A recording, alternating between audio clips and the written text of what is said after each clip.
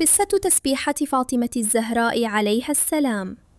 كانت فاطمة الزهراء عليها السلام تعيش حياة بسيطة مع زوجها الإمام علي بن أبي طالب عليه السلام، وكانت تقوم بأعمال البيت كلها بنفسها، تطحن بالرحى وتستقي الماء وتوقد النار حتى تعبت يداها وتأثر صدرها من كثرة العمل. فقال لها أمير المؤمنين عليه السلام: لو ذهبت إلى أبيك رسول الله صلى الله عليه وآله فسألته خادما يعينك، فذهبت إلى أبيها محمد صلى الله عليه وآله، ولكنها استحيت أن تطلب شيئا فرجعت، فجاء النبي صلى الله عليه وآله إلى بيتهما وسألهما عما يريدان، فقالت فاطمة عليها السلام: يا أبتاه، قد أثرت الرحى في يدي وتعبت من العمل.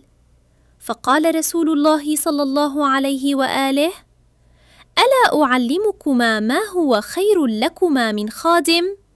قالا: بلى يا رسول الله.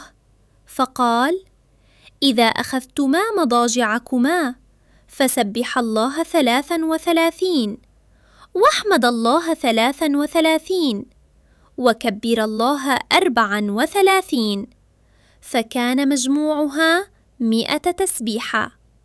ومنذ ذلك اليوم صار هذا الذكر يسمى تسبيحة فاطمة الزهراء عليها السلام، وصار من أفضل الأذكار بعد الصلاة وقبل النوم. نص التسبيحة بالترتيب: 1. الله أكبر 43 مرة. 2. الحمد لله 33 مرة. 3. سبحان الله 33 مرة.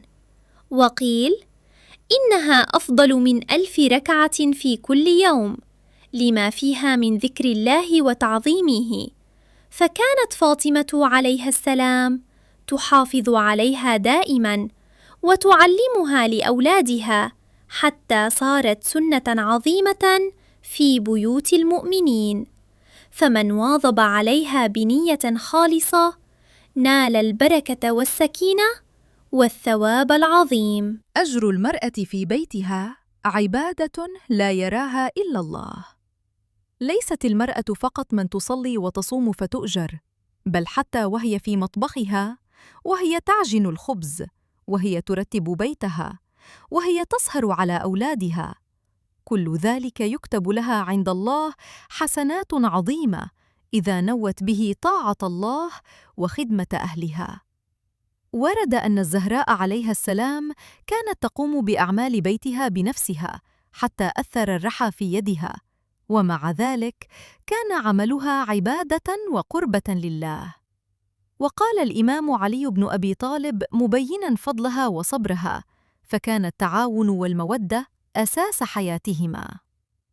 أيتها المرأة، تعبك ليس ضائعاً، دمعتك وأنت متعبة ليست بلا أجر، حتى اللقمة التي تضعينها في فم طفلك صدقة. اجعلي نيتك: اللهم هذا العمل لوجهك الكريم، فتتحول أعمالك اليومية إلى عبادة لا تنقطع. فطوبى لامرأة جعلت بيتها محراباً ومطبخها طريقاً إلى الجنة.